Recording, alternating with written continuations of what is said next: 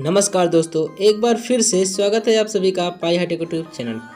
दोस्तों, जैसा कि आप सभी लोग जानते हैं कि आज की इस वीडियो में हम बात करने वाले हैं कि बिजली केवल 3 फेज या एक फेज में ही क्यों होती है, या 4 या फिर 2 फेज क्यों नहीं होता है। दोस्तों, आपने देखा होगा कि आपके घरों या फिर गांव में जो लाइट आती है वह सिंगल फेज की ज़्यादातर होती है, लेकिन आप देखे होंगे कि जो बड़े बड़े ट्रांसमिशन लाइनें होती हैं या फिर जो बिजली कंपनी में जाती है वहाँ पर 3 फेज लाइन का प्रयोग किया जाता है। दोस्तों, क्या आपने कभी सोचा है कि आखिर सिंगल फेज और 3 फेज ही का प्रयोग क्यों होता है, 2 फेज या फिर 4 फेज, 5 फेज, 6 फेज का प्रयोग क्यों नहीं होता है?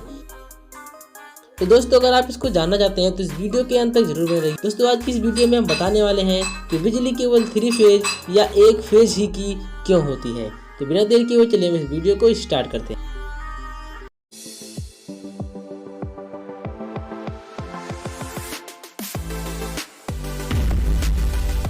सबसे पहले दोस्तों, आप सभी लोगों को यह क्लियर कर दूं या बता दूं कि फेज का मतलब कुछ नहीं बल्कि एक तार होता है।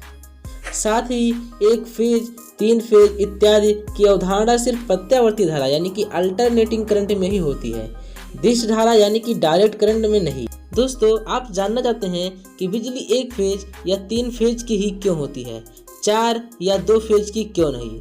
इस संबंध में मैं आपको स्पष्ट कर दूं कि बिजली 2 फेज की भी हो सकती है, हाँ 4 फेज की नहीं होती है। दोस्तों, यहाँ पर आपको यह जानकर आश्चर्य होगा कि बिजली 1 phase, 2 phase, 3 phase, 6 phase, 12 phase तथा 24 फेज तक की भी हो सकती है। यह अलग बात है कि वास्तविक जीवन में हम सिर्फ 1 फेज तथा 3 फेज की बिजली का ही उपयोग करते हैं।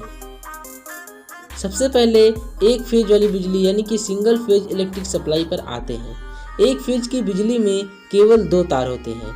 इनमें कोई एक गर्म तार जिसे हम लाइव वायर या फिर हॉट वायर या फिर फेज तार कहते हैं, तथा दूसरा ठंडा तार या फिर जिसे हम न्यूट्रल वायर कहते हैं ये हो सकता है, क्योंकि प्रत्यावर्ती धारा में पोलैरिटी निश्चित नहीं होती है।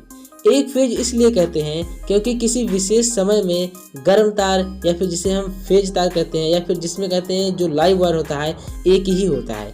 एक फेज की बिजली का उपयोग कम पावर रेटिंग वाले उपकरणों को चलाने के लिए किया जाता है।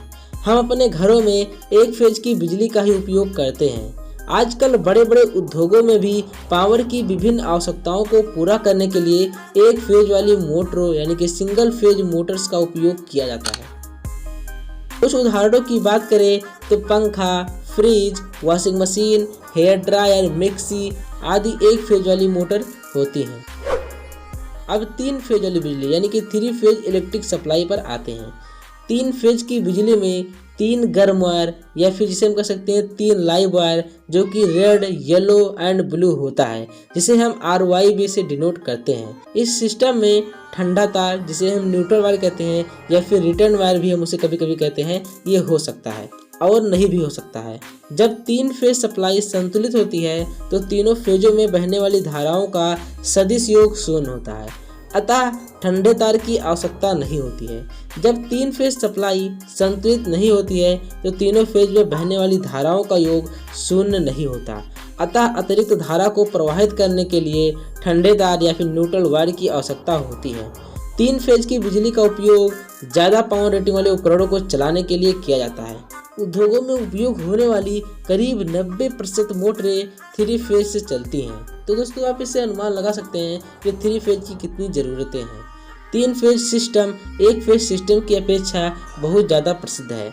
यहाँ तक कि बिजली का उत्पादन, इसका परिवहन व वितरण भी 3 फेज के रूप में ही होता है।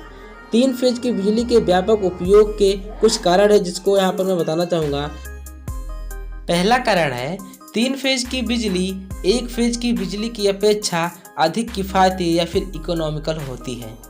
3 फेज की बिजली में क्षणिक पावर जिसे हम इंस्टेंटेनियस पावर कहते हैं लगभग स्थिर रहता है, जिससे मशीन के अंदर कंपन या फिर वाइब्रेशन बहुत ही कम हो जाता है।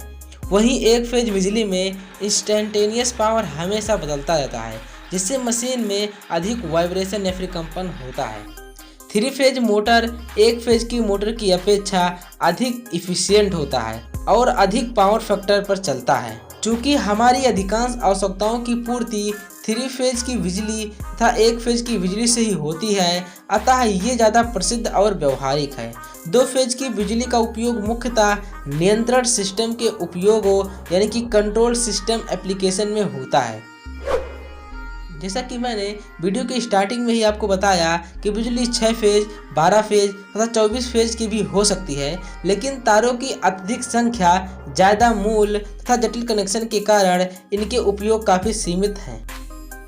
यानी कि कहने का मतलब सिंपल है कि जब हमारा सभी काम सिंगल फेज और 3 फेज की बिजली से ही हो जा रहा है, तो फिर हम बिजली को 4 फेज में या फिर 12 फेज में या फिर 24 फेज में उसका प्रोडक्शन करके क्या फ़ायदा होगा। इससे तो ज़्यादा ही पैसा लॉस होगा, क्योंकि अगर हमारा सप्लाई 6 फेज में आ रहा है या फिर 12 फेज में आ रहा है या फिर 24 फेज में आ रहा है, तो उसके लिए हमें उतने ही वायर की ज़रूरत होगी, जो कि इकोनॉमिकली बहुत ही कॉस्टली पड़ जाएगा। इसके साथ साथ में हमें अगर कहीं पर वायरिंग करनी पड़ेगी, इतना अधिक वायर हो जाएगा। उसके लिए हमें जो मोटर की हमारी साइज़ है उसको भी बढ़ाना पड़ेगा। जो वाइंडिंग करना होगा मोटर में या फिर किसी इक्विपमेंट में, उस वाइंडिंग भी बहुत लंबी चौड़ी हो जाएगी, बड़ी हो जाएगी। ऑल टोटल अगर हम देखें तो जो हमारा 3 फेज है वह इकोनॉमिकल पड़ता है, यानी कि वह सस्ता पड़ता है अन्य फेज की तुलना में। इसीलिए हम ज़्यादातर जो प्रोडक्शन करते हैं वह 3 फेज में ही करते हैं। सो फ्रेंड, मुझे आशा है कि इस वीडियो को देखने के पश्चात आपको अब अच्छी तरह से समझ में आ गया होगा कि हम आखिर सिंगल फेज और 3 फेज दो ही सप्लाई का प्रयोग क्यों करते हैं। हम और किसी 6 फेज या फिर 8 फेज सप्लाई का यूज क्यों नहीं करते हैं। तो दोस्तों, अगर यह वीडियो आप सभी लोगों को पसंद आया हो तो प्लीज़ इसे एक लाइक ज़रूर कर दीजिए, क्योंकि अगर यहाँ तक वीडियो देखी है तो पसंद ज़रूर आई होगी। और इसे तमाम लोगों के पास शेयर भी कर दीजिएगा, जिससे भी अच्छी से अच्छी जानकारी उन लोगों के पास भी पहुँच सके। और अगर आप हमारे चैनल पर नए आए हो, अभी तक चैनल को सब्सक्राइब नहीं किया है, तो प्लीज़ इस चैनल को सब्सक्राइब कर लीजिए। इसी प्रकार की हेल्पफुल कंटेंट आप लोगों तक मिलती रहेगी। वीडियो देखने के लिए धन्यवाद।